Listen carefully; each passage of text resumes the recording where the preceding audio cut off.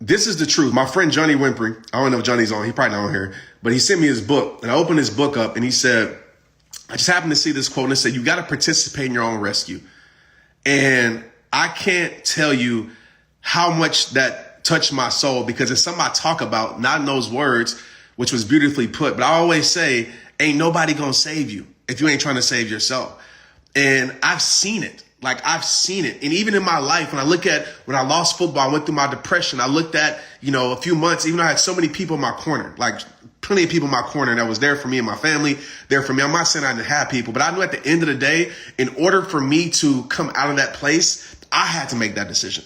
I knew back in 2009, in order for me to come out of that place, I had to make that decision. And some of us on here, I'm going to be real with you, like you're waiting for somebody to save you. And yes, there might be people wanting to save you. But as I used the analogy earlier, I almost drowned before. So I know this for a fact. If you're in water and you're drowning and you're not trying to fight and you just keep sinking, no matter who's trying to save you, you're probably not going to get saved. But if you're doing your part to stay afloat, doggy paddling, whatever you're trying to do, more than likely somebody's going to help you at the end of the day. But if you're not doing your part, it all starts with you. It is on you. If you want somebody to save you, you got to want to save yourself. If you want somebody to support you, got to support yourself. If you want somebody to champion your dreams, you got to champion your dreams yourself. When do you realize, when you going to realize that?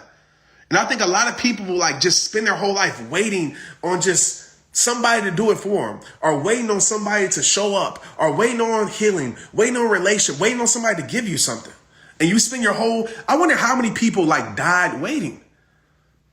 And I just refuse to do that. And I'm not saying I've been perfect and there's things I've been waiting on. But I say, you know what? If this was my last year, because let's be real, it's a possibility for all of us. I think 2020 showed us that ain't nothing guaranteed, ain't nothing promised. If this was your last year, how would you live? Think about it. And some of us, we're excited, and I love it. I love that you have excitement in your heart, because it means that you want to make a change. But when it gets hard, when it's March, when it's April, when it's February, when it's the end of this month for some of us, and things aren't working out, people aren't supporting you, things aren't going the way you thought it would go, and your emotions have left, are you still going to show up? Is it going to be that important to you? If you look at your life right now and you are on your deathbed, and I know this might seem very dark, but if you're on your deathbed right now and you are laying down, would you be happy with your life? Would you be happy to say, you know what? I got the most out of my life. I did what I wanted to do. And for me, I can probably say about 70%, yeah. But there's another 30% of me that's nah. And so I'm focusing on that 30% for myself this year and say, you know what? I want to go for it. And some of us, we're so afraid to fail. We're so afraid to be embarrassed. We're so afraid what people going to say about us. Don't you realize when you dead, it don't matter anyway? Let's be real. They ain't going to be the same people that you worried about ain't going to be worried about you when you know I have breath in your body. They're not. It might be a select few people that's going to miss you, but life is going to go on. I promise you it will. Life is going to still go on. The world is not going to stop for you. And I know we're all special, but sometimes we think too much of ourselves to think people really care about us like that. Now, I know we have people in our life that truly love us. I get that. But as far as the grand scheme of the world, I promise you might get a rest in peace, long live forever, and then people are going to go on with their life. And so you sitting here worried about those people. Go get the most out of your life. Who cares if it offends somebody? Who cares if somebody don't agree with you? Who cares if you don't fit in the mold of what somebody else wants you to be? I probably let people down every single day because I'm not the person that they want me to be to them. It ain't my fault. I'm not living to be somebody's expectation. I'm not an a-hole. I'm not rude. I'm a kind guy, but I know some people want me to be a certain person to them that I'm not willing to be. I refuse to meet the world's expectations if that means that I'm not meeting my own. If that means that I'm losing my own peace, losing my own sanity. And I'm not being cold-hearted. It's just real. And some of us, what we're doing is we're trying to meet the expectations of what everybody else wants us to be because you're so afraid to offend people. I'm going to say this and I'm going to shut up. Greatness will offend people. Taking your life to the next level will offend people. Doing what you said you were going to do and actually doing it will offend people. Making this year your year will offend people. It will, because you're going to remind them of what they're not doing. It's just facts. All right. So stop sleeping on your life and participate in your own growth, participate in your own change, participate in your own peace, participate in your own health, participate in your own healing. Without your participation, nothing changes. Without your permission, nothing changes. So I'm glad you're excited about this year. I really am. And I talk too much. So what I'm about to do is I'm about to bring on somebody that's near and dear to my heart. Somebody that I know is about that life. Somebody who has trained me, is my trainer. Somebody who's my partner. Somebody who's a coach in my life. Somebody who that I know for a fact lives it, breathes it, bees it. I know is a rare breed. I want to bring him on. Actually, no, before I bring him on, I'm going to bring one person on with a question, and then I'm going to bring my brother on. Does anybody have a question? Anybody want to come on and ask me a question? Make it quick if you can. I appreciate you, Crystal. What up, Vicky? What up, y'all? What up, Brandy? Good to see some of y'all. You got to disconnect in order. Yeah, you got to disconnect in order to connect to achieve your own goals. That's right. And you got to, that's not selfish, man, because when you achieve your own goals, you open up doors for other people. Like, I live a life now that I can open up doors for other people. And it's because I don't want to use the word selfish. It's because I decided to work on myself and work on my own goals. And so my time is free now, where I can go mentor a kid for free because of my time, where I can go give to other people, when I can go serve, and I can do all these things. So realize there's a bigger picture to your growth, to your discipline, to your habits than you could ever imagine. What up, G Spook? What up, bro? What up, Ken? What up? What up? Who want to come on here and ask a question right quick, man? I'm trying to, not afraid to fail. You want to ask me a question?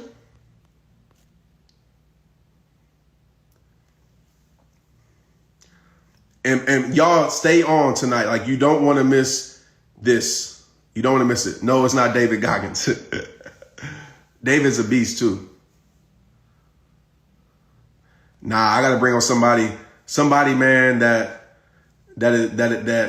y'all, if y'all don't know, y'all about to know. Somebody that we about to change the world. Let me see. Who want to come on here? What up, Ash? What up, Angela? Hey, Trent. What's up? What's up? Nah, bro, I'm listening. You got a good question? Let me see. Hold on. What's up? Hey. I think our I know we'll do live later on this week, which we can, but can you hear me? Yeah, I can hear you. Can you hear me? I can hear you. You know, my heart was pounding when I put my question, and I was like, crap, what if he brings me on live? Because I got 6 kids downstairs, and I'm like, I'm sure one of them's gonna come running in the door, needing to go to the bathroom. So. Why don't you introduce yourself and just tell everybody what you do and actually even how we connected. So my name is Brooke Hemingway. I am a mom of 6 kids. I got a 3-year-old through a 14-year-old. I was a stay-at-home mom. I got into entrepreneurship 5 years ago. In one of the depths of my depression, had another baby, went through another depression, lost my father 6 years ago. My heart is pounding. And I feel like so many people are struggling so much right now. And I know I've been through a lot of struggle in my life, and I watch you and I watch other people, and the things that you said about how, you succeeding inspires other people to keep going. That is so true, because you showing up and you succeeding and you inspiring people, that's what people need to see. And so my question for you is listen, you're going through some really hard, serious stuff, in your life right now with your mom. And my mom is one of my best friends. In fact, I talked to her for an hour and a half today, And I just thought, wow, how do you keep going, keep showing up, keep pumping it out? And I think everybody here could use that advice, because what you're going through is really real. But we met through my friend Tiffany. Tiffany Peterson connected us. If I can birth 6 babies and freaking build 4 businesses, okay, Tiffany, fine. Go ahead and ask him, because I think that everybody here, watching this probably thinks, who am I? Who am I to do anything? I'm nobody special. Why would he even give me the time of day? Why would he even talk to me or consider doing this thing? And I had those same feelings, and I've even had a lot of success. And so, so Tiffany introduced us, and I'm really grateful for that. And I'm grateful that I had the balls to say, okay, yeah, I appreciate you, and I appreciate you. Literally everybody needs the strength and the resilience to bounce back up because this last year was really hard. It was an incredible year for you and your business. It was an incredible year for me in my businesses, like same thing, doubled everything, but it was also so freaking hard. Like it was so hard because like you, I had to carry the weight of a lot of people and motivate and encourage a lot of people and be this and like have my 6 kids home every single day and like homeschool them and like potty train and I feel you. all this stuff and not lose my mind. And so it was amazing, but it was really hard. And I just think that everybody needs resilience now more than ever to keep them going because this year was hard. But guess what? There's more crap that's going to come at you this year and next year and the next year. There's always going to be something. So anyways, that's what the event is about. And I'm so blessed and like seriously so grateful that you're going to be a part of it.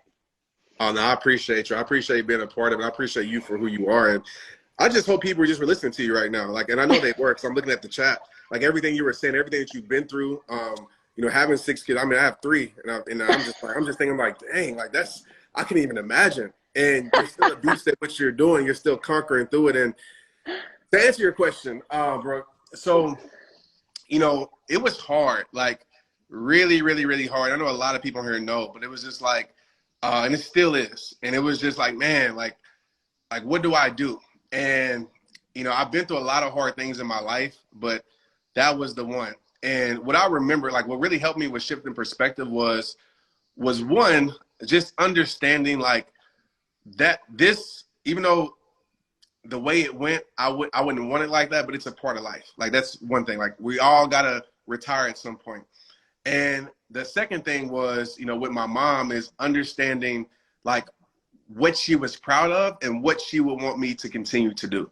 And it reminds me when I lost my best friend to suicide, like I thought about that, like he wouldn't want me to, of course he would want me maybe to be sad that I care, but he would want me to push through it, right? And find more strength and resilience in these hard times. And when it comes to just times in general, I always tell myself, for one, that this too shall pass. And then for two, outside of myself, who's depending on me to show up? And I don't want to be selfish enough, and it might seem crazy to say that word, but I don't want to be selfish enough to think that I'm the only one going through things. I know there's people in the world that's going through the same things, and those people need to see a person that shows up in a transparent way and shares their emotions, their ups and downs, but seeing an example of someone that's pushing through it. And so I'm always thinking about my community. I'm always thinking about my family, and I'm always thinking about my commitment and my reason of why I started. So ironically, well, I guess a blessing, should I say, my mom's on hospice. And so I spent a lot of time over there. And that's where rehab time started, literally. Like I was depressed in my house, in my parents' house. And so I'm spending a lot of time there. And while I'm going through the hardest time again there, I'm like, look how far like it's came. Like look at the mission. And so just disconnecting and finding, just finding that why and that reason again has really helped me a lot to continue to push through these hard times. Yeah. I think like the song, I don't know if you know that song Breakthrough, but I love the song Breakthrough. If you guys never heard it, Red Rocks Worship is called Breakthrough. And that's my word for the year because I think that that's what everyone's looking for. And you're like everything you've been talking about tonight, I'm like, yes, like I feel like everyone's been struggling. They've been suffering. They've been wanting to get back up. And I'm like, dang, it's time for a breakthrough. Like it's time to just bust through all that crap. And I'm the same way, like just in a different way, right? Like I think about all the people that are like me, that are in their 40s, that have kids that are like, oh my gosh, I'm a mom. Like, who am I to do this thing and have all these kids and be fit and be successful and love God and all these things? Like, how can these things coexist? And I'm like, I have to show up and show people because that's what the world needs. The world needs more of you. The world needs more of people just showing what's possible and believing in what's possible because all we have is hope. And I think you said that like on Facebook. I was watching your Facebook. You were talking about hope. And I was like, yeah, like all we have is hope. Like when we lose hope, we lose everything. And so I'm just really grateful for you showing me and showing so many people. And there's so many other people out there that are great examples of hope, but we need all kinds. Like we need the moms with 6 kids. We need Trent, who's got like this incredible energy. Like we need all kinds of people showing up, showing hope, and showing that's possible. So I'm I do a lot of the same thing, like show up for those people that I'm like, okay, if I can do it off 4 hours of sleep and my kids got up 3 times last night, like you can do it, you know? So Absolutely. Well, I yeah, appreciate you, Brooke. Thank you so much for coming here and sharing thanks. your wisdom and your light. And we'll talk soon. Thank I you. appreciate you. Thanks. No, Bye. man, so amazing. That was a surprise. I just saw Brooke and I was like, let me bring Brooke on. She's amazing. She asked a great question.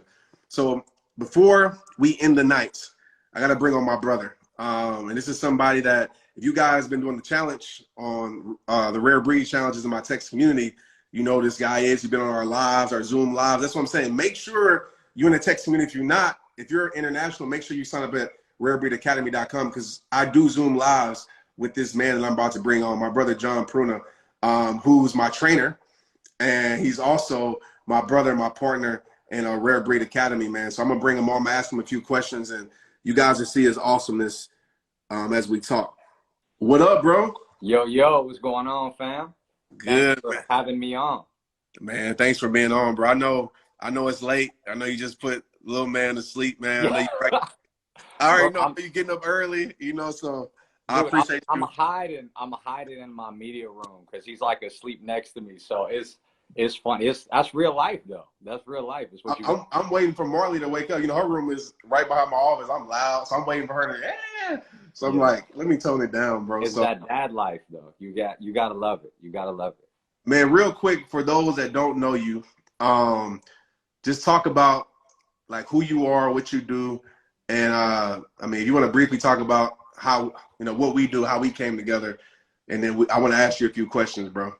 Yeah, no doubt. Well, man, it's hard for me to just really say like, our brotherhood, we've been close for the last couple years. For the world to know, I've been blessed to be, of course, your brother first and foremost, but I was Trent's personal trainer and mindset coach for the last couple of years.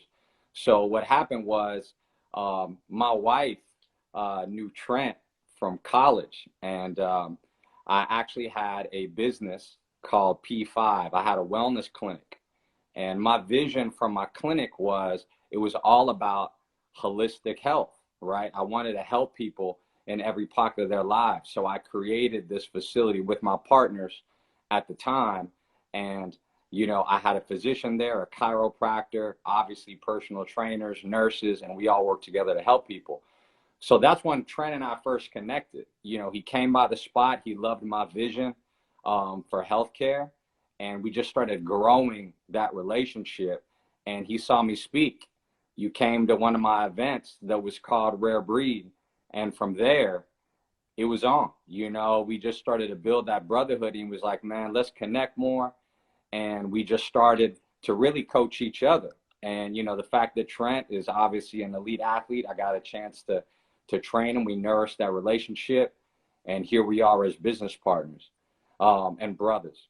For me, Absolutely. I'm about to say he the one that, because people be asking, man, when you learn your boxing, that's the man that got me right oh, in man. the.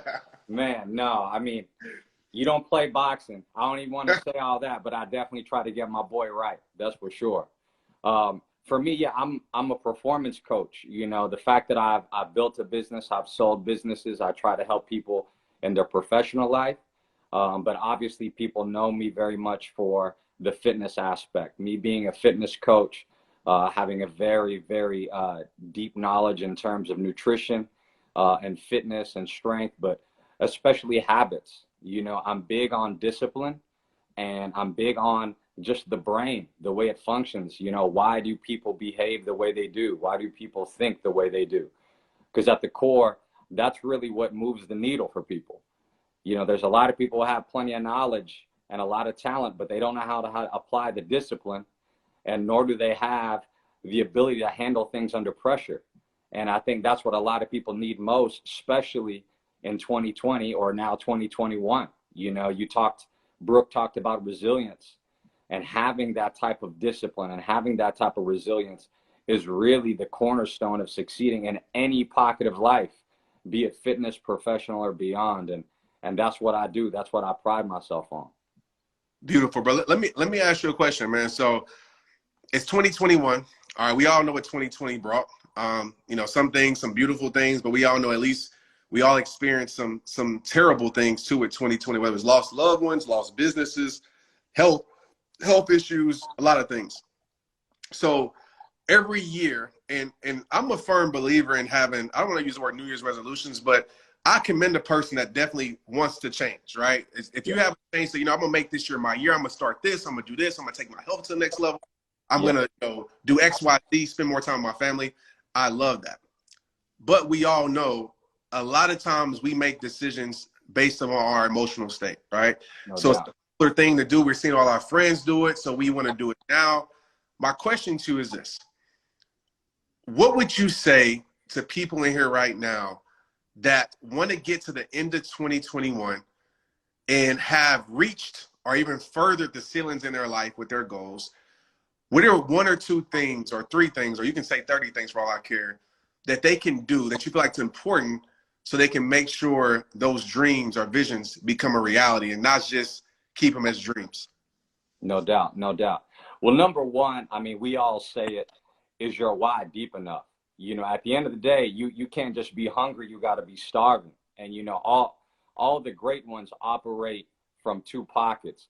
They're either performing from a pocket of desperation or obsession. You know, so like what I mean by that is, let's say you are in a position where someone can hurt Marley or someone can hurt your family in the next 5 or 6 months. Something that you love dearly would be taken away from you. You would change whatever it is. You know, if it was an addiction, if it was alcoholism, you know, if whatever it is, when your back is truly against the wall, you can lose all of your finances. That's when you truly start to change your behavior. So some people use desperation or fear as their driver. And then there's some people who just love something so much that no matter what it is, they're going to find a way to get it done. I mean, it's just like you. Just the fact that you love speaking, you love being the spark, and there is nothing on this planet Earth that could ever stop you from continuing to do that. So that number one is your why deep enough. Are you performing? Are you operating from a pocket of desperation or obsession? Like, you know, for me, fitness is who I am. Like I can't go without a day without either studying something relative to being healthy or doing it myself. Like that's just really, it's my identity. You know what I mean? Number two, we talk about this, and clearly you're this for, you know, a lot of people. You really need a coach. You know what I mean? You really need an accountability partner, somebody who's truly going to ride with you.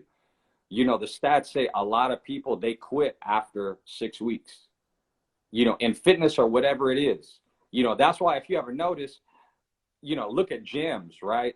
All the signups happen in January, and you try to go to the gym, and it's so crowded when I'll you be show mad. up. I'll be mad.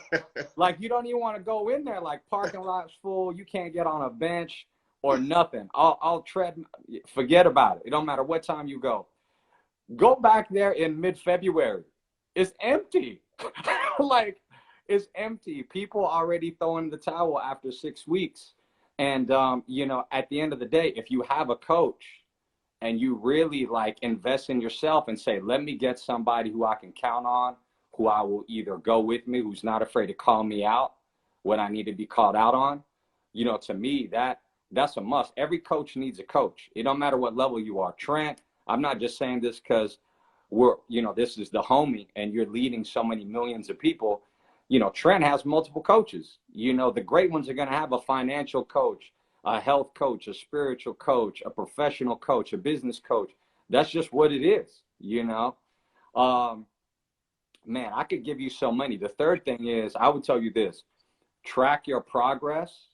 Number one, that's what motivates people, is when they see things moving in the right direction.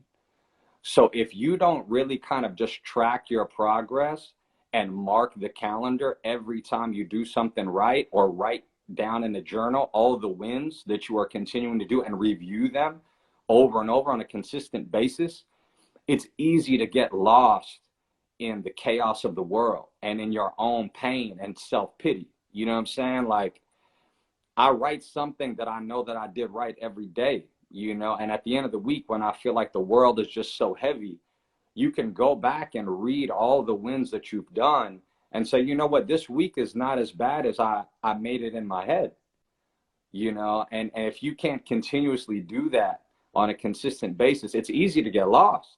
You know, it's easy to get lost and just be like, man, nothing's going right for me. Bro, that was major. That's something that you taught me, bro. You know, journaling, you know, because I dibbled and dabbled in journaling. But when I was going through, you know, November, December time, October, when it was pretty tough, it's something that you challenge me as well as I think one of our challenges, it might have been the Protect Your Peace challenge that we did. But that really helped because for one, it allowed me to get my emotions on a page. Yeah. But then for two, like you said, I got to go back and just see just the progression. Like, dang, I was there. Like I was at a rock bottom, but then I still was able to do X, Y, Z.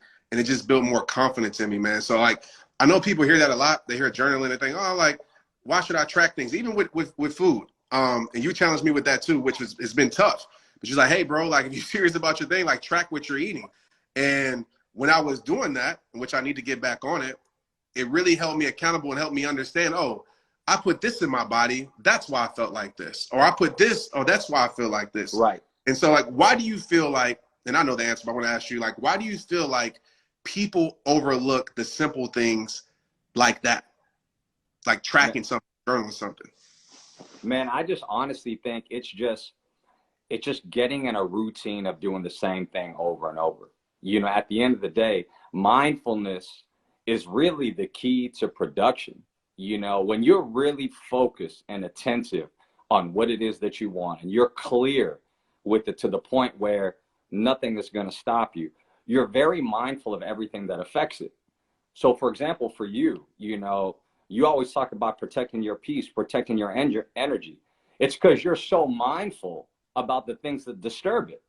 Yeah. You know, and you know, at the end of the day, that's what it is. You know what I mean? Like the fact that I'm so mindful of the way my body feels, like, and I don't want it to, you know, I want to be able to train at a high level going into my 40s. You know, I just turned 40. You know, I want to be able to, you know, play with my kids, you know, when they're in sports and things like that. So anytime my body doesn't feel right and I'm just not in the right space, I immediately look at my routine. I immediately look at what I've been doing, you know, and I want to say this because you're talking about how can people find a way to be consistent in 2021.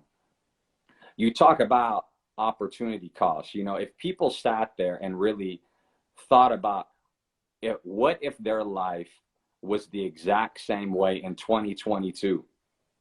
If they were in the same body, in the same toxic relationship, in the same dead-end job, would you be okay with that? You know what I'm saying? Like, would you really be content with that? Everybody, I'm sorry to cut you off, Jake. Everybody listen. Please listen to what this man is about to say. Like, just please hear every single word in your soul. It's life-changing. Go ahead, bro.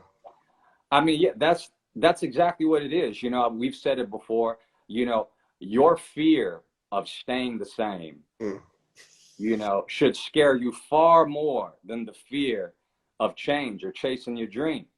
You know, for me, I'll tell you, that is my biggest fear. The fact that, am I going to be the same man at 40, you know, or at 41, 42 as I was at 40? You know what I mean? Like, that's not what I want, you know, and that to me is the ultimate driver, you know, whether it's financial freedom you're looking for, whether it's health to where you can just feel like you can run, you know, you can play a football game with your son or your daughter and not feel winded.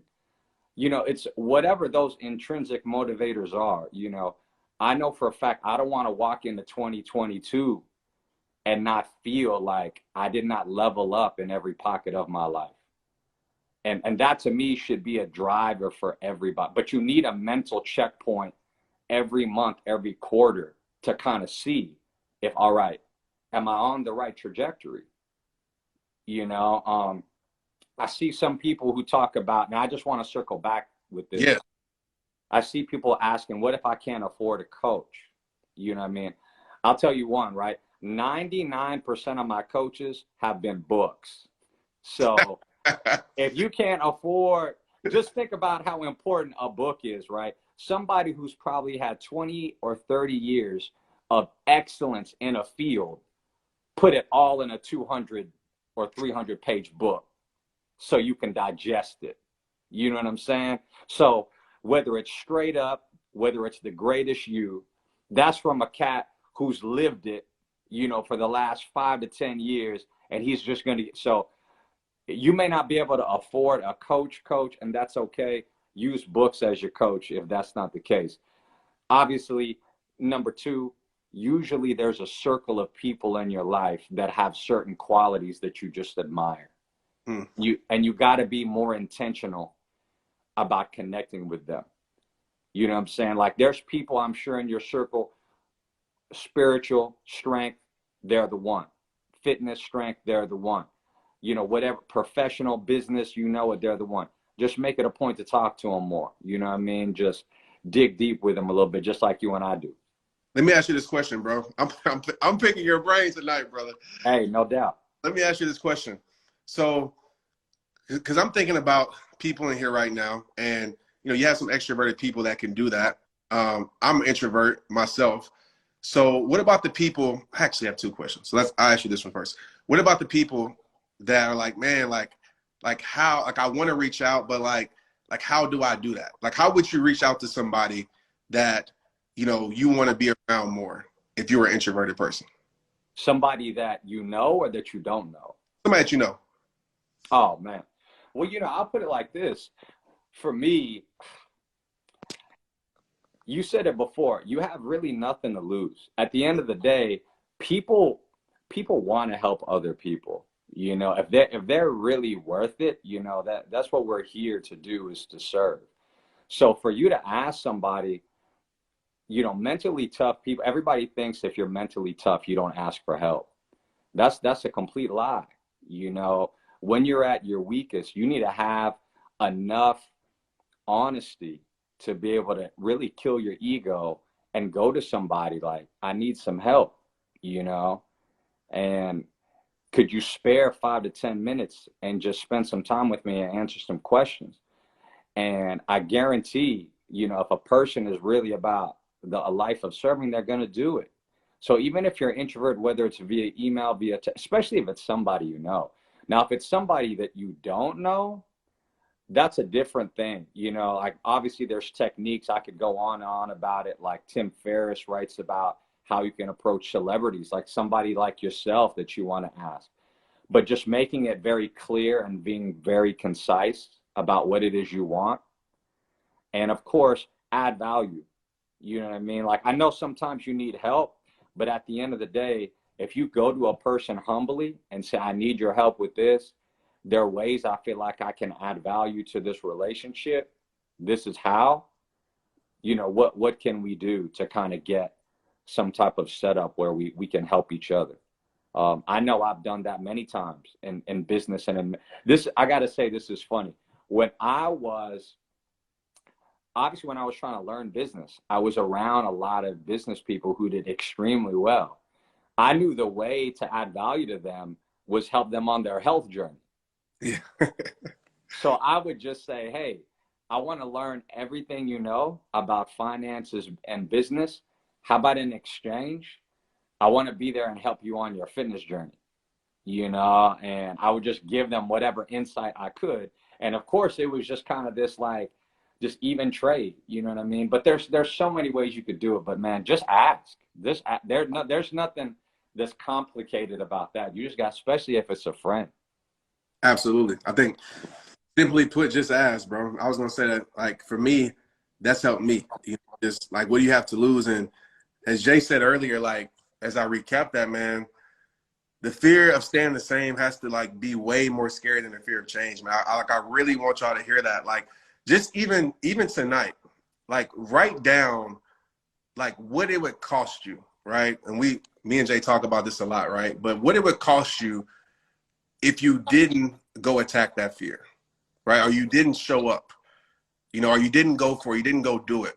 And maybe you don't know, right? Because I think about my life, Jay. I was like, man, I look back and just imagine, and I'm sure you can say the same thing, just imagine if I didn't go to that speaking again, or I didn't do certain things. Like, dang, like it would have cost me more than I ever could have imagined. Like, cause I never imagined, you know, rehab time being the way it is, bro. So like y'all on here tonight, like really think about that tonight. Like, because I know fear will come in, I know fear of opinions, fear of failure, but at the end of the day, fear of regret should outweigh all of that, because regret is something that you really can't change, and it will poison your soul, it will ruin your mindset, it will do everything to you. And there will come a time in life where, you know, we're all blessed, hopefully on this live right now, we have another chance, we have another opportunity, but it will come a time in life where we can't turn back the hands of time, right? We can't, there's no more opportunities, right? We can't have another chance. So before you get to that place, just understand that taking chances and taking risks are probably the most important thing that you can do, because at the end of the day, you don't want to live a life full of regret. And be smart. I'm not telling you to go leave your job tonight, you know, but be smart about that. As we wrap this up, bro, talk a little bit about what we got going on with the Rare Breed Challenge and Rare Breed Academy, man. And we'll call it a night. No doubt, no doubt. Well, man, so we got the commitment challenge coming up, and we're cooking up something special with the Rare Breed Academy. What the Rare Breed Academy is, it's a holistic performance program to help your mind, body, and soul at the end of the day. You know, being a fitness coach and seeing a lot of the gaps that a lot of fitness coaches don't really address in terms of helping people with anxiety, helping people with focus, obviously helping people with their emotional stability.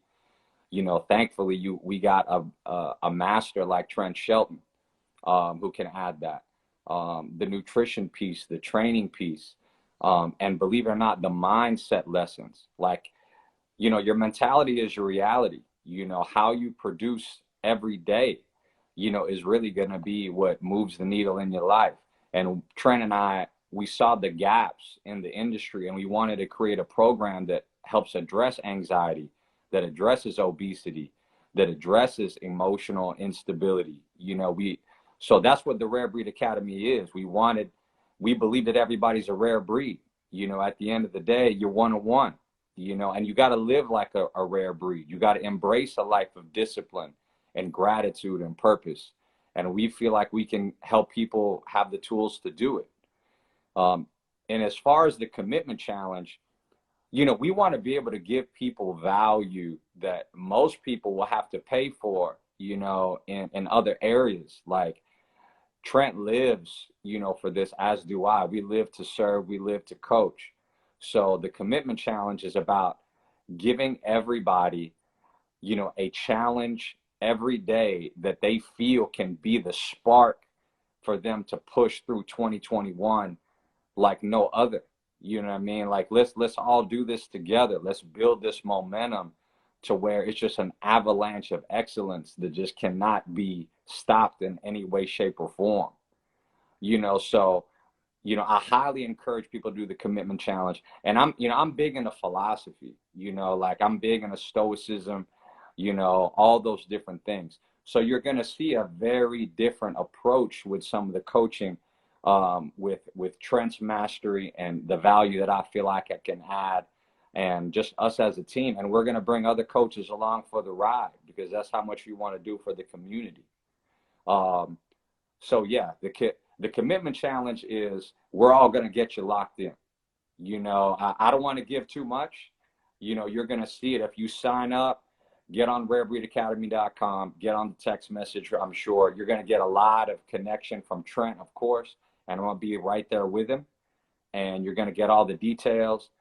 I could go on and on about the commitment challenge now, but we're about to dive into it. So, you know, I'll leave it at that. And of course, we're going to do giveaways, the whole nine. So you can touch on that. Absolutely, bro. You nailed the head, man. And yeah, we're gonna, the giveaway, I don't want to say exactly, we're doing two. One to be cash giveaway, and I know some of y'all, you know, you don't do it for that, but it's just extra incentive that we want to say, hey man, reward those that we see are showing that commitment. And it doesn't matter how many follow or any of that, just you being committed and what that looks like. And then also with this challenge. So the last 2 challenges, we had a total of, I think, 60,000 people sign up for it. And it's been amazing. And so we always do a live Zoom at the end. I believe it's going to be on Saturday. So make sure that you're a part of texting me. Make sure you sign up at rarebreedacademy.com. And also too, man, and not just saying this because Jay's on here, but I am very big, and I just want to just say this, brother, as we get off here.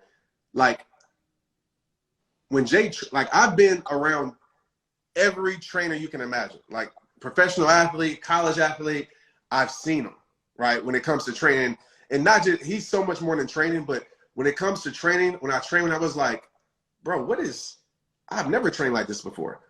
Because not just did he work the body and train the body, but he also trained the mind. And a funny story, we're boxing, and I always tell this, like, we're boxing, and most people, when they train me, I don't know if they're like, I wouldn't say intimidated, but maybe they don't want to call me out or whatever. So I might be doing some wrong stuff. It's just cool. So I'm boxing, and Jay gives me a combo, and I mess it up. And he was like, first time, I was like, all right, do it again. I messed it up again. He's like, bro, lock in, do it again. He's like, all right, you got 4 of them now. Do them. And like, it's just the intensity that he has that holds you accountable. And I was like, I want this dude around me, like, for sure. I need somebody that holds me accountable like that holds me Chris. And the importance of having people around you that hold you accountable, because we talk about, friends and circles, but people that hold you accountable is very important. And this man's style of training, I'm not just saying this because he's on here. It is breakthrough. Like, it's something that when you take it, you're going to realize that your body could do things that you never thought your body could do. So that's all a part of Rare Breed, man, holistically. And I'm excited, bro. So thank you for sharing tonight. No, thank you you for giving value, man. Make sure you guys follow him. Make sure you guys lock in.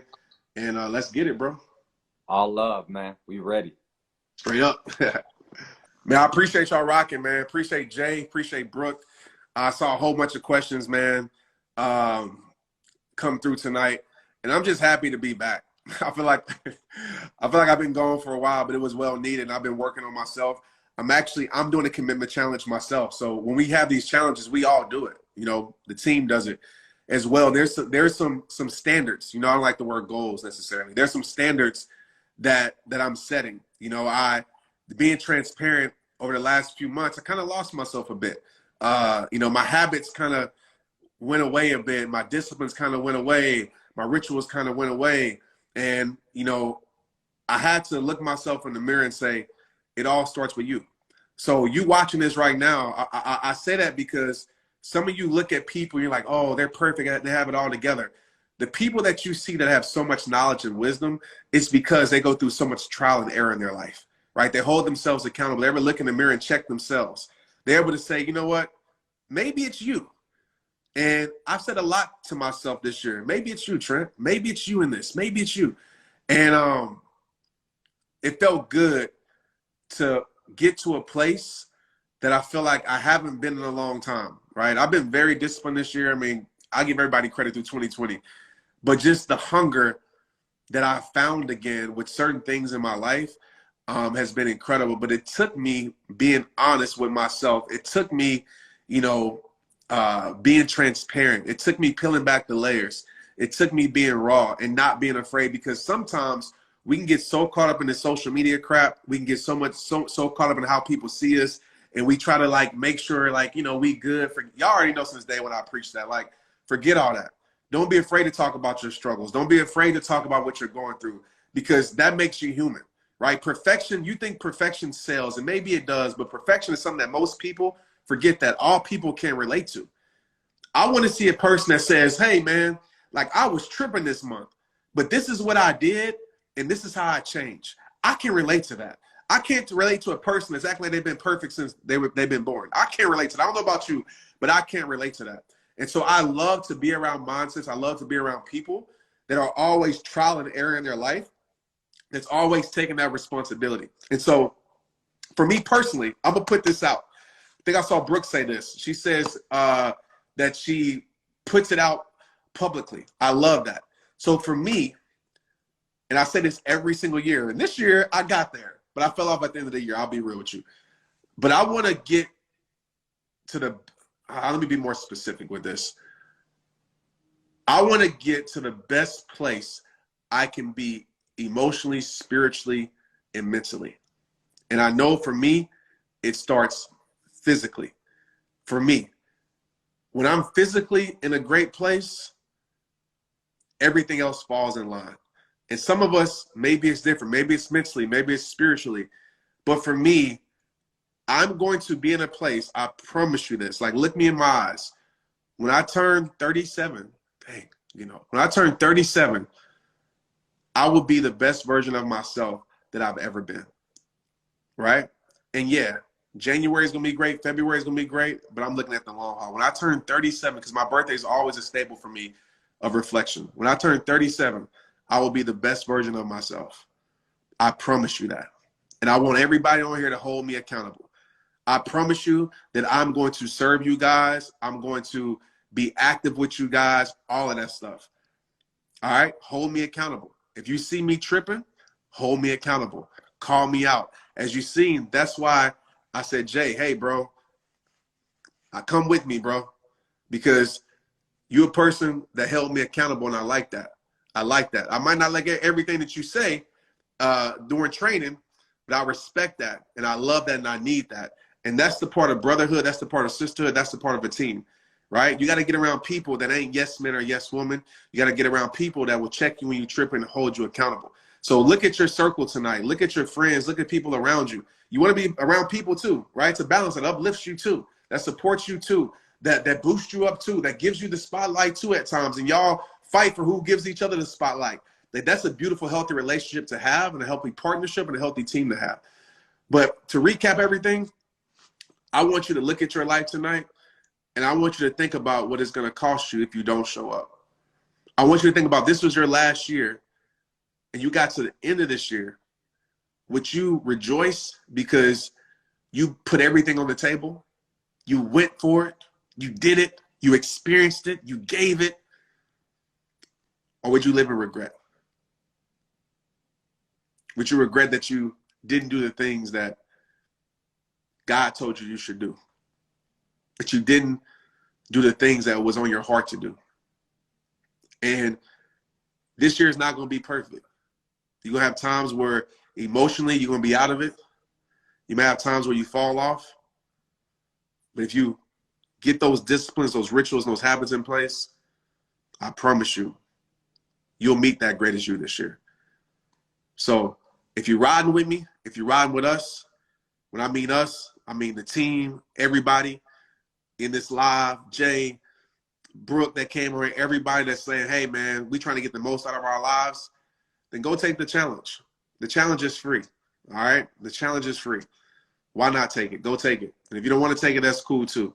But I just pray and hope that this is the year that you stop talking about it, and this is the year that you be about it. Because there's so many people that are dependent on you that you don't even know that need you to show up for your life. And that's facts, man. That's facts. Y'all riding with me, all right? Don't say it. Don't be saying it because y'all ain't motivated right now, all right? Don't be saying it because y'all motivated. So when I come on Instagram Live and check in, all right? And we're going to do so many things throughout the year, man. So many different challenges, so many different goals and races that we want to do, and different stuff that we want to do, that we're going to be in this together. You know, I'm not trying to compare myself to anybody, by the way, or anything that I do, but this is one thing I know is true about myself and true about the people that I surround myself with, is that we truly care for people. Now, I can't respond to everybody. I can't be who everybody wants me to be for them. But I know for a fact, I truly care about this, and I truly care about people. I'm not just trying to give you the boat and say, hey, here's the boat. Now you go across the ocean on your own. Nah, I'm going to try to give you the boat with my knowledge. And I'm going to say, hey, I'm in this boat with you. We rowing together. Like, you get one oar, that's what it's called. You get one oar, I get the other, and we rowing together. And that's what community is all about. And since day one, I'm a firm believer that community creates unity. And so that's what we're doing at Rehab Time. That's what we're doing as a Rare Breed. And you can tell I don't want to get off here because I keep talking. So I'm going to stay on. Funny story. Random, has nothing to do with anything. I just feel like telling y'all. So we were out in the cabins this week, and we're out in Broken Bow. in Oklahoma. If you haven't been, you should go. I think it's a really cool place. I mean, for you guys that live like in Utah and all those places, it's probably not as fun because y'all have like great snowy mountains and stuff like that. But if you guys live in Texas that don't really get no type of like mountains or anything like that, Broken Bow, it's not really mountains, but like big hills, it's pretty cool. So we're out in Broken Bow, just disconnecting with the family. And you know me, I love the woods, and I think it's just a great place to just, you know, connect with the fam. So my nephew, I wonder if he's on here. So my nephew was there, and I promise you this is funny. So my nephew was there. My nephew, like, I'm sure you can relate. Like, you know, when you like, I want to use the word raised. Like when you have, you know, you got like a nephew, like, and you know, he's been there since he was like, you were there when he was born, and you helped him as a baby, and he's been around and all this stuff. And like, you know, you still see him as a baby. Like I still call him Baby J. I still call my nieces Baby whatever. And Baby J is not Baby J. He's like grown man J. So he's 13 years old. He wears the same size shoe as me, and he's taller than me. Like he's huge. And so he's strong. He's a really, really good athlete. So we're there, and he's trying to test me. You know how nephews do, you know, trying to test me with their strength and all this type of stuff. So I'm like, all right, cool. So we go out on the run, and we run about a mile. So we have other people with us. We run about a mile, and it's very hilly. So we get to this spot. I was like, man, let's just run some hills. I probably saw in my stories. Like, let's just run some hills. We'll run hills for 20 minutes. And when you run up the hill, walk back down, and then you'll do some bodyweight push-ups on a rock. Let's just do that. So run the hills, whatever like that. And Jay, Baby Jay, he wasn't sweating. He got long legs. Like, I need to call him Daddy long leg, like long legs, right? So he wasn't sweating. So I'm like, bro, like, you need to push harder. Like, we out here, like, push harder. So he looked at me and said, Uncle Trent, I am going hard. I said, no, you're not. He's like, I can beat you. And I was like, no, you can't. And he was like, I can beat you. And like, nah. So I was like, you know, I'm forgetting my age, by the way, and it's cold. It's probably like 30 degrees. I didn't stretch. I'm not in the best. I'm in good shape, probably for most people. But for myself, I'm not in the shape that I want to be in. All right, so we end up racing. And in my mind, I'm still thinking he Baby J. Like, I beat him out his whole life. So I'm like, easy work. And I'm not thinking about my age. So we line up, and it's up a hill. And so we take off. So I'm like, I'm just going to go like 50%. I ain't got to go 100. So we take off, and I'm going 50%, and he beat me. And I'm like, oh, heck nah. Like, I'm not about to because you already know. Like, if the nephew beat you, you already know you're going to hear it forever. So I'm like, no. So I kick in to like full speed. And I'm like, right with him, like, dang, either I'm getting old and slow or he getting fast. And so I'm trying to run. I was like, I'm not letting him win. So I kick it into my fastest gear. And I end up pulling my dang butt muscle. Yeah, I pulled it. And so I'm walking around limping. And I didn't pull it really, really bad. But I'm walking around limping. I can barely walk. And he just laughing. And he beat me. And he calling me old. And he like, yeah, Uncle Trent. Yeah, you was fast then, but I'm faster than you now. And so I got to hear this. And I'm limping. And I'm trying to wrestle him because, you know, like he's trying to be tough. And I can't even wrestle him because I got one leg and he's strong now. I'm like, dang, where you get this strong? So, yeah, Baby J beat me, man. He beat me. And I'll never hear the end of it. And he made me pull my hamstring. Really my butt muscle, but like the whole cute, like all of that. And I'll never hear the end of it. So, yeah, that was my weekend. And now I'm going to have to rehab it. And so I'm going to try my best. And I'm like, you know, and it's so funny because I was like, man, this week is the week that I'm like, you know, we got a Peloton, you know, I built my home gym, like on it, about to hit the trails, like everything. And now I can barely walk. But we're going to figure it out, though. I'm going to hit up Jay. We're going to figure it out. But, yeah, I just thought I would tell you that story. I know it's super random. Probably not funny. It's funny to y'all as it is to me. But, yeah, if you knew Baby J, I should bring him on. I wish he was on here. Tristan beats me. Nah, Tristan ain't beating me, bro. Yeah, see, that ain't happening. Nah, Tristan will too. It's coming, man. And it's funny because that is one of my motivations. Like, that holds me accountable because I want to be – so where I'm at in my fitness journey, I'm into a lot of mobility, right? I want to be mobile. I want to be able to move. I want to be able to stretch. Like, I'm naturally a tight person, especially my hips. And so, like, I want to be able to move. So I do a lot of mobility training and all this stuff. And, like, one of my things is, like I play football. So, like, I'm 36. but my body's like 56. You know, like I think they say football contact is like getting hit by being in a car wreck or something like that, some stat. And I believe it. Even though I try to play safe, you know, I was a pretty tough player in my day. But one of my goals is to be functional for my kids. Like I want to be able to play basketball. I want to be able to go run. I want to be able to do certain things. I want to be able to beat Tristan when he's 18. I still want to beat him. I want to do all these things. And so I'm very competitive, by the way. But so that's my motivation. And so it's bigger than just, you know, how I look. I want to feel great, and I want to be able to be functional for my kids as they get older. So yeah, yoga to me is the fountain of youth. I tell guys that all the time. So all y'all manly mans in here that you think you too manly to do yoga, you tripping. Yoga, Pilates, all of that. I got another story about that. So the first time that I realized that Pilates or yoga, it was like Payo, I think it's like the mixture or something like that, whatever it's called, was real. I think I was fresh out of college. I think I was playing maybe my first year in the NFL. So we went to a hot yoga class, right? Which I love hot yoga. So we went to a hot yoga class, and I think it was a mixture with Pilates.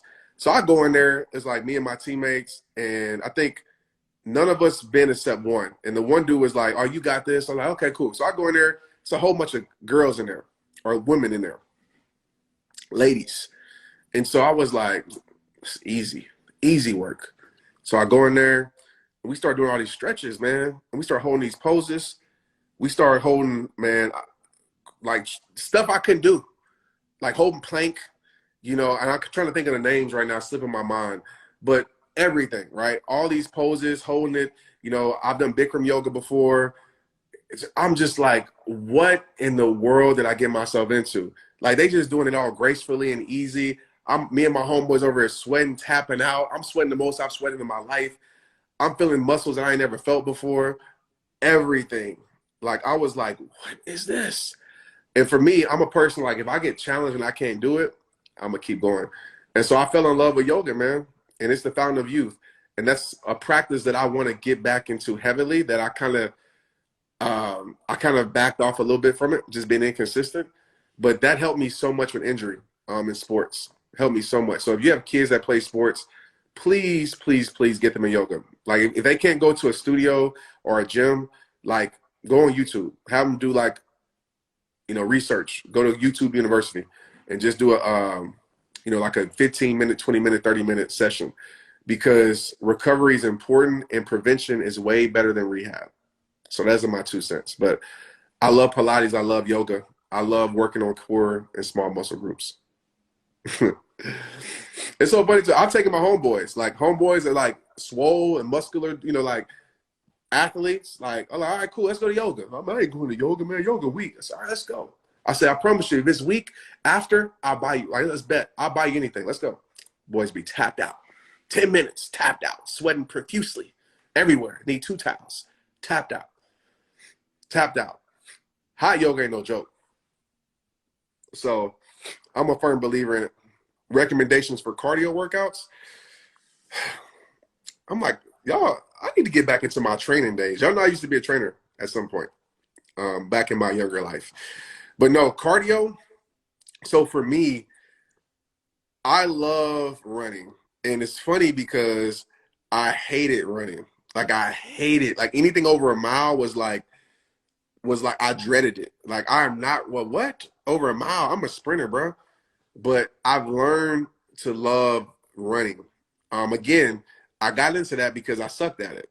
And anything I suck at, like, I have my ego in that part. I'm like, man, I want to master this because I want to become better at it. And so I'm I love long distance training. But at the same time, all those miles aren't always good in your body and your knees, right? So for me, I love sprints. Obviously, I need to do more of them because I pulled a muscle. But I love sprints. I love a lot of interval style training. So with cardio, you know, you can do long runs, you can do intervals. I've been recently on the Peloton wave. I've always loved cycling and spin bikes, but with COVID, I don't really go to the gym much. So I like a lot of HIIT training for cardio. You can do cardio and weight training also, but I'm really into sprints right now, if that makes any sense. So I'm a big fan of fasted workouts too. So I'm a faster. So I like to work out in the fastest state.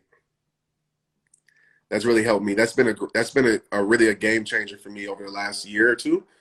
And again, it's not for everybody. You know, make sure you consult with your doctor before you try anything. But just do your research. But I love working out in the fastest state. I tend to find more energy in doing that. I just need help to work out. I want to lose weight. See, that's the thing too, man. So I'll share this. What really helped me, and I got to get back on it, by the way. Like I'm not in a place where I want to be at in my health journey.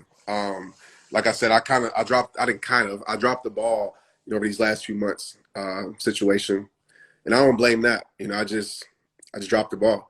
And so, what's helped me is not worry about, like, I don't even have a scale in my house no more. I used to have a scale, and I'm not saying don't have a scale. I'm not saying don't measure your body fat. I think all of that's important to you if it is. But I think we become slaves to scales and the number on the scale a lot. For me, I want to be able to feel a certain way, right? So working out has become less about how I look and more about how I feel. And I think with that mentality, you'll reach your goals and then some if you just really focus on that. And so the question I often ask myself, because I believe the stronger the questions, the more powerful the questions, the more powerful your life will become. If you want a better life, ask yourself better questions. And so I love to ask myself questions when it comes to that. So for me, it's like, okay, is this going to help me feel better? Like, is this meal right here going to help me feel better? Is me not doing this going to help me feel better? Is this workout going to help me feel better? Is this stretch going to help me feel better? Is this cryo going to help me feel better? Is this recovery going to help me feel better? Is this day off going to help me feel better? And so that's the question I always ask myself. And it's the question that really holds me accountable, because I perform better mentally when I perform physically. That's just how I am. So yeah, I think don't make your weight loss journey about losing weight. Make it more about your mental health journey, your emotional journey. Because I feel like when you master that part of it, everything else, will take care of itself. So you're playing for the long haul. You're not playing just for some likes on Instagram because you have a six pack, you have a nice body. Be proud of that too. If that's what you want to be. I'm not saying that either, because trust me, this summer, y'all gonna see a picture. I promise you, y'all gonna see one. But that's the external isn't always a reflection of the internal, if that makes sense. I want my internal progress to manifest into my outward appearance. So I want people to look at me and say, man, Trent looks in good shape, but I want you to know that I'm in better shape inside of my mind, if that makes any sense. But yeah, man, and I'll tell you too, like, I've held myself accountable for a lot of things. Like, I know you got to know what moves you too. Like, a lot of times we try to hide how we look and how we feel. But me, like, I'm like, okay, I'm going to the beach. Like, we just was in Miami, practicing safely. All right. Cause I know what's going on in the world, but I was just like, man, I was like, you know what? I'm not going to wear no shirt out here. Like, if I'm being insecure, whatever, I deserve to be insecure right now. Like, let it out. Let your dead belly out. And so that always just holds me accountable on certain things, man. It makes myself laugh. But appreciate who you are, man, wherever you're at, whatever weight you're at, whatever size you're at, small, big, whatever you consider, whatever, just appreciate yourself and love yourself, because that's the first step to changing something. It's to love yourself for who you are, right? Not to say you have to accept where you're at, but love yourself for who you are, and just know a number on the scale doesn't make you less or doesn't make you more. So I'm more into how you feel internally. That's what I care about. Why am I so hard on myself?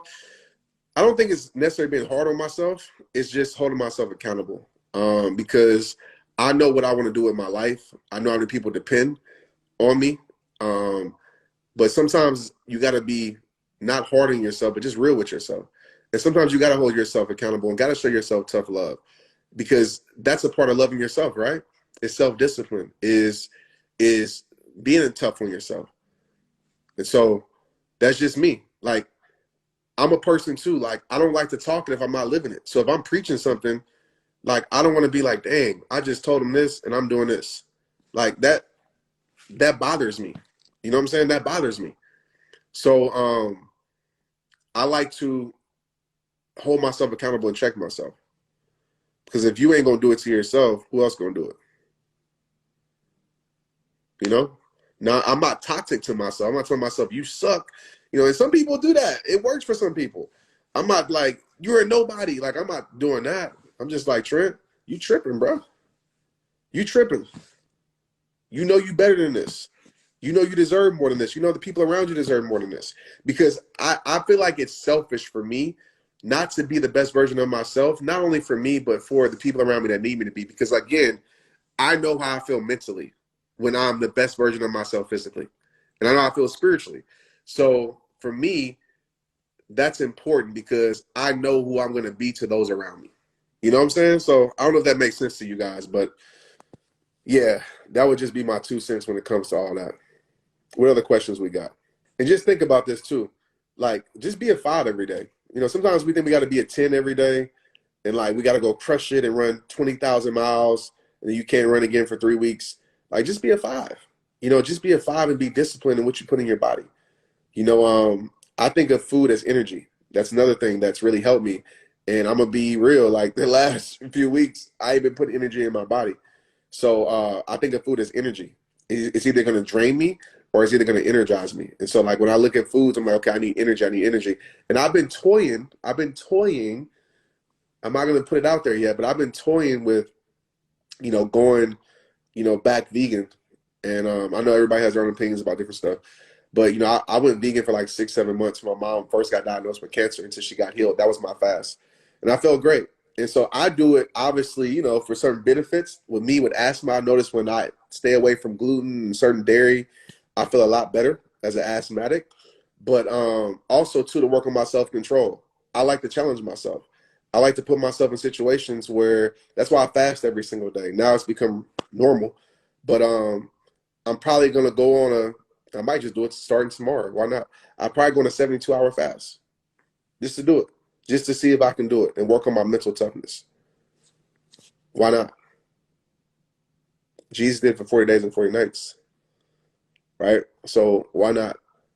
And so I just like to do things like that. And I would encourage y'all to work on your self-control. Like, when's the last time you challenged yourself? Like, from sustaining from something that's hard for you to break free from. So maybe it's food. And I know the whole myth that you got to eat, that's not true. Like, I mean, obviously you got to put nutrition in your body, but your body's amazing. And most of us aren't drinking enough water as it is, but yeah, I'm not trying to go in. I'll let Jay talk about that. I'm not trying to go into a nutritional session right now.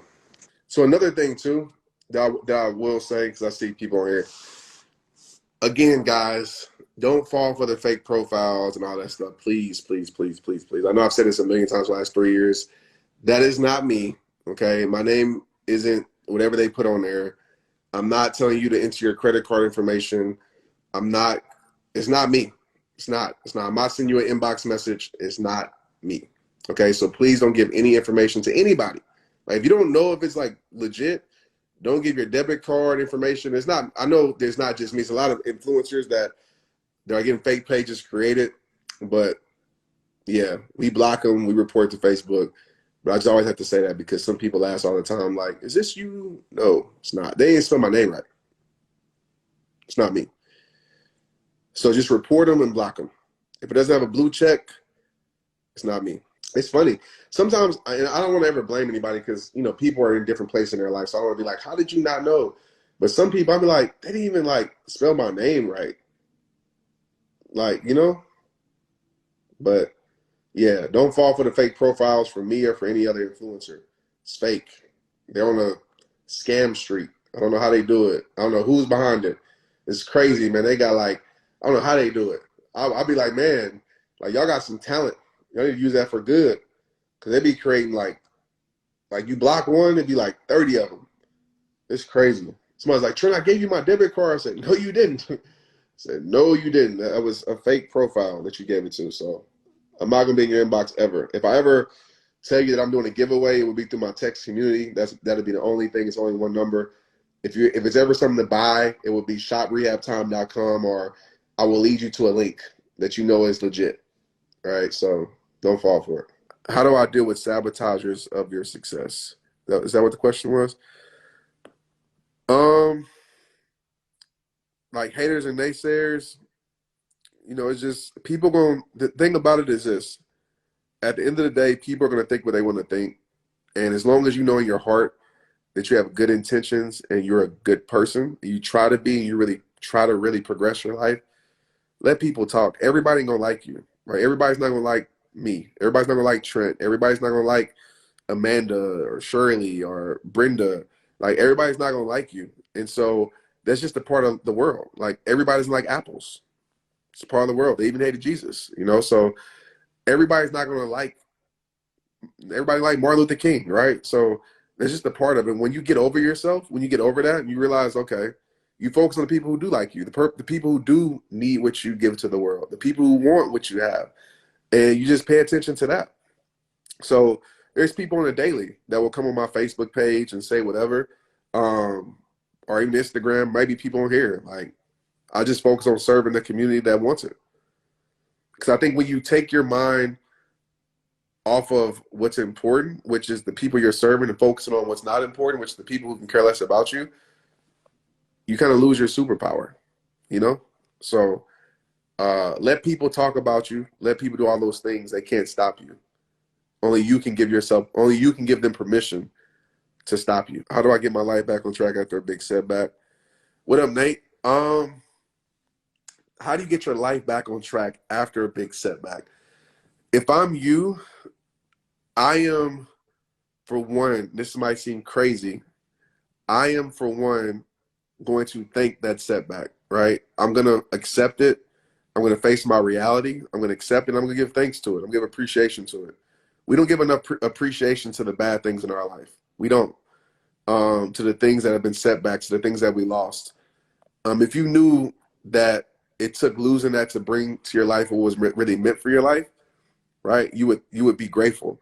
So give appreciation, right? Change your perspective towards it. Let that thing work for you instead of against you. And then I would say, okay, what's in my control right now, that's in my control, that I can do that will create some positive momentum in my life? I would start there. Simple. If it's getting up and watering the plants, do it. You know what I'm saying? Just something that's in your control, a small thing that could create positive momentum. It's getting up and reading for 5 minutes. Do it. We think big picture so much and change. We think, oh, I need to have this major, major breakthrough. But we don't realize it's the small breakthroughs that create the major one, right? It's the small bricks that build the big building. So I always think about that. Like when I run a reset, I think about, okay, what's the small step I could take that will get me moving in the right direction? Because then once I get that positive momentum, the journey will always honor that and always bring to my life what needs to be there. I'm a firm believer in that. This is my take on purpose, and I'll be short about this. And it's super dope. Have y'all watched Soul, with Jamie Foxx, like the Pixar movie, which is really cool. I watched it with the family, with the kids. Really deep movie. Like, I loved it.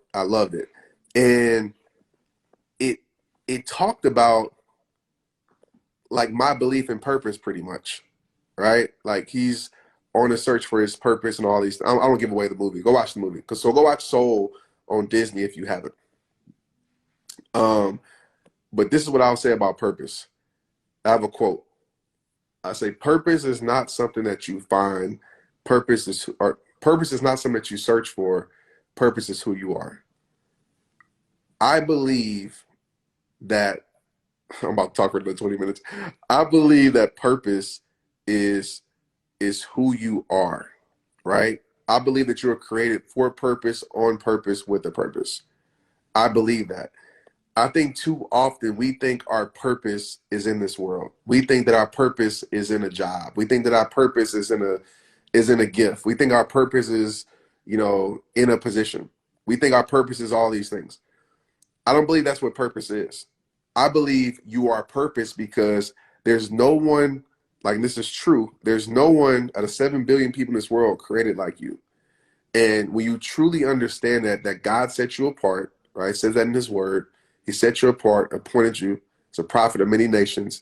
When you really understand that, and you really understand that you are custom made, like you really realize that you are a purpose.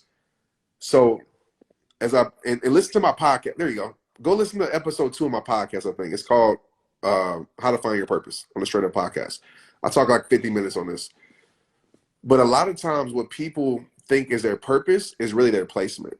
So, for example, I thought football was my purpose, right? I was born to be a football player. Like, I was born to be an athlete.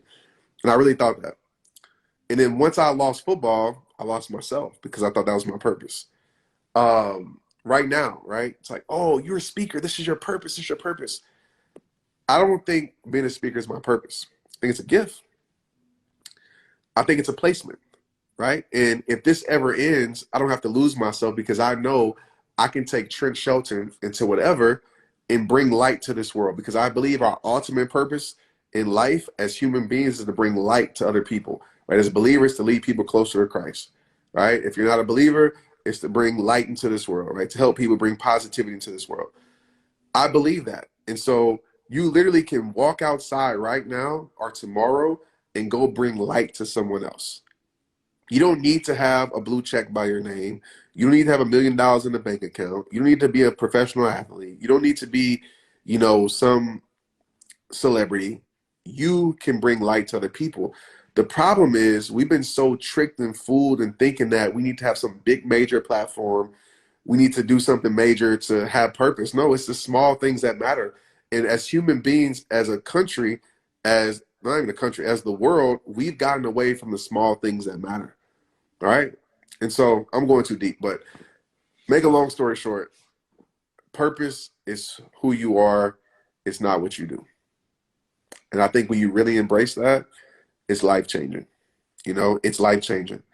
And placements change, right? And I'm not against placements. Like we are going to be in placements, in positions where we can use our gift and actually reach more people, right, through it. But just know positions don't last forever. And I say that because I don't want you to lose. I don't want you to cling on to something and think that this is who I am. Your identity is wrapped around it. And when you lose it, or if you lose it, or if it dwindles away, then you start to lose yourself too. Like, I don't want you to do that. So that's why I feel like purpose isn't a thing that you do. Purpose is who you are as a person. And so, like, that's been my claim to fame purpose thing. Like, I guess that's what the world loves. Like, I've seen it everywhere. So that's how I feel about purpose. Do you believe you have a purpose? That's number one. Number two is, are you more concerned with how big your platform is than what you're contributing to this world? That's a major one, man. That's all in a lot, but I'm just big on that. Don't ever think your contribution is too small because you don't have 1 million followers. Like, don't ever think that. There's so many people making a bigger difference than me that don't even have as much people as me. And I'll be the first to say that. Like, don't ever think that. Impact cannot be measured. Remember that. 3 is, can you tell the difference between purpose and dreams?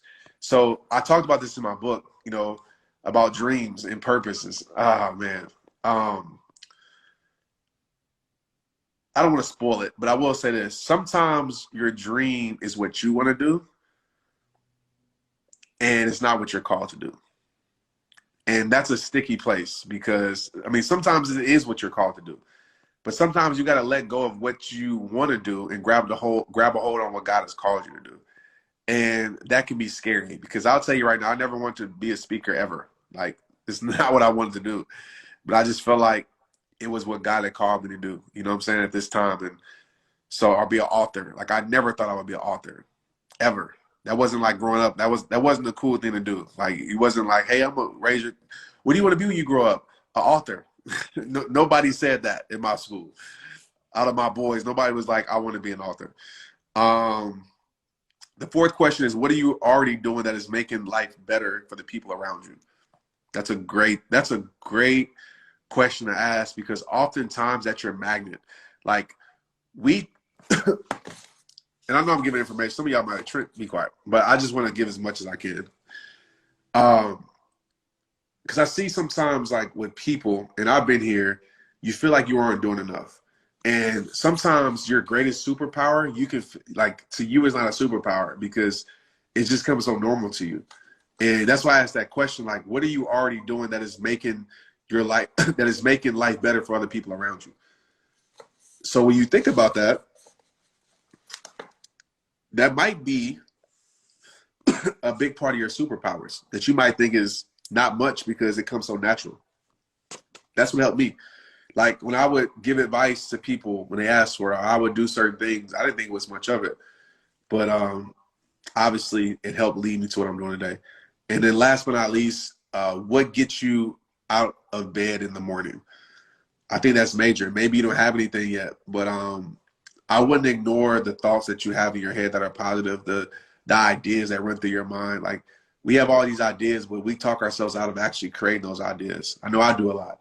Like so many things that I want to do that I talk myself out of it, but I made up my mind in 2021, that I'm going to get the most out of it. So you guys are going to see me do a lot. You guys are going to see me probably rap.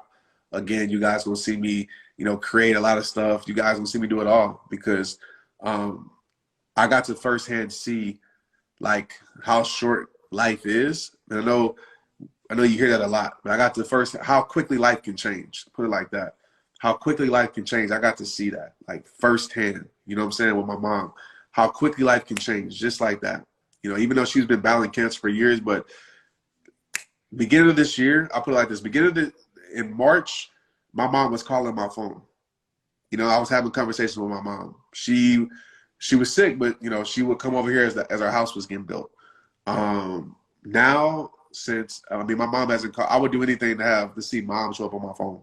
Like, my mom's alive still, and she's still going, but I haven't talked to my mom like on the phone. Like my mom doesn't bug me like she used to. So like just in the span of 6 months, life drastically changed like that. And it just is on that example, life can change for you just like that too in a positive way.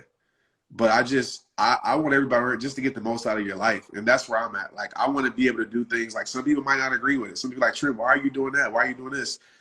I want to get the most out of my life creatively. And I want to give the most I can to the world, and for me, it's about, having the bandwidth to be able to manage so many different things. And I have to say no to a lot of things too.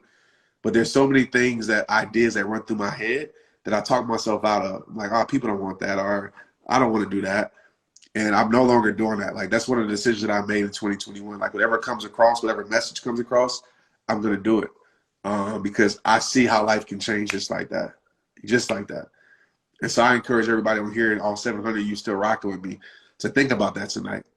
Like, to think about, and maybe you feel like life ain't worth living no more. Maybe you feel like you're depressed and all of that stuff. Like, I feel you with that too. But just know that there's more to your life than what you're going through. And I know that seems cliche, but it's real. And everything you're going through is building you, not breaking you. Like, for real. Like, I wouldn't be who I am today to millions of people across the world, thousands, or one person. I wouldn't be who I am today if it wasn't for the things that I went through. People say, Trent, how do you know so much about life? I'm not a genius. I've been through life. And I decided not to surrender to my struggle. And, I never want to be a person or a speaker or author or an influencer or whatever. I never want to be that person where it's like, I can't show you what I'm going through. Like, I never want to be that person. I think that's whack. I don't want to sell you a dream. I don't want to sell you perfection. Yeah, I could be a lot more popular than I am if I wanted to. I mean, that's easy. I know I could go viral every day if I wanted to. That's easy. But I refuse to show you guys some perfection when that's not relatable. I refuse to show you, I'm not getting into all that, but I refuse to be like that. And I want to show you that real. It doesn't mean you always have to highlight your struggles every single day or anything like that. but I want to show you I'm a human being, just like you, because I know that's more motivating and relatable than anything. You might think you relate to the person that's telling you and showing you the perfect life and showing you the nice things and everything like that. And maybe that's for you. But I know what I was called to do. I'm called to reach people that some people forget about. You know, I was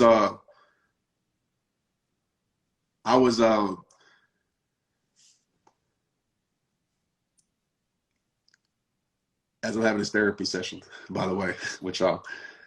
But why not? So I was doing a interview, I guess you can say, and it was for, I'm not gonna say the company. It's a major company, right? It's a major company. And if you guys have been following my journey, you know how I feel about, you know, me as a speaker or me as a speaker, and just where I started and where I came from. And I don't ever want to take credit to be like, oh, I started this or whatever. But, you know, when I started in 2010, you know, it wasn't popular to hold your phone like this and bring motivation to the world. You know, most people had a nice setup or all that stuff, or it wasn't popular to dress like this. You know, it wasn't popular to be unprofessional. And so, you know, I've always fought for, I would say unprofessionalism. I'm not saying that, but I always fought for being who you are, because just like I never raised my hand to be an author because I didn't think it was cool. I wanted to be the person where people saw and kids saw that, like, man, or like somebody that looks like me. And I don't just mean by color, but just somebody who might be like urban or might not talk proper or whatever, or might not say the right words or be polished. I wanted somebody to be like, dang, I could do that too, right? And I didn't see any example out there. Like there were, I mean, I'm not saying any, but I didn't see me when I looked out there. You know, I didn't see me. And so I've always fought to, like, just be straight up, you know, and just be a person that can be who they are when they show up, right? That don't have to have no on and off switch. And of course, I have a different side of me where, you know, when I'm on stage or when I'm talking to you guys where I'm super motivated, like T. Shelley come out, like just bringing out that alter ego that we all have. But who you see me on here is, like, who I am. Like, you probably be disappointed with me in person. You're probably like, dang, I thought Trent would be a lot more motivated or talking a lot more. This is just who I am. You know what I'm saying? Like, I'm not trying to impress anybody. But to make a long story short, so I had to do an interview to try out pretty much for a speaking engagement. And I didn't want to do it at first. I was like, I'm about to try out. Like, why? But I was like, you know, don't let your ego, whatever. So it was a major company. And so I've been fighting to, like, speak on these major company stages, just me being who I am with my message. Cause I'm like, dang, they know my message. So they understand the message that I bring, right? I'm not going to be the polished speaker that gives you, and nothing wrong with this, by the way. Like, don't think I'm talking down anybody. Like, we all got our place. But I'm not going to be the speaker that's going to be like, you know, tells you, you know, cut and dry, like, here are the 3 things, here's your takeaway, you know, that's just not me. I'm a heart speaker. So you never know what you're going to get. But I promise you, it'll make sense. And I promise you have some actionable takeaways at the end. But I get on the call, and the first thing I asked them was like, have y'all listened to me? Like, have y'all heard me speak? And it got kind of quiet. It was a major company. And I was like, and I think, like, they just like, yeah, we have. I was like, oh, yeah, I haven't heard me. I said, okay. And so they started asking me all these questions and like, hey, like, give us synopsis of, like, what you're going to talk about, whatever. So I just stopped them. And I said, listen, I said, I'm not trying to sound rude or anything, but I'll just tell you like this. If you want somebody that your employees can relate to, that's not going to sell them some dream, not going to sell them some false reality, that's really going to help them personally. Because I told this company, I said, the problem with a lot of these major companies, you can't get your employees to perform because you're so worried about your business, which I understand, but you're so worried about your business, but you're not worried about them personally. And I said, if you touch their heart personally and you really spoke to their heart and really care for them and give them some things that they can do for themselves, I promise you they will show up better professionally. I promise you. I promise you. And the lady was like, well, what? Okay, but what are you going to do for them professionally? I said, well, I care about them personally because professionally, it was 3 speakers. I said, y'all got enough speaker to give them the tools professionally. I can do that. But who's talking to them personally?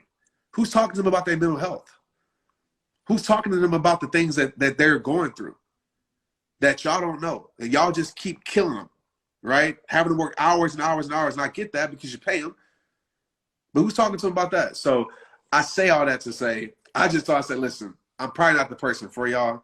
But if y'all want somebody that's going to really touch somebody's heart and really like touch your employees, so I know your employees probably listen to me anyway because I just know my audience, then I'm your one. If you want somebody who's going to give them some fluff, go find somebody else.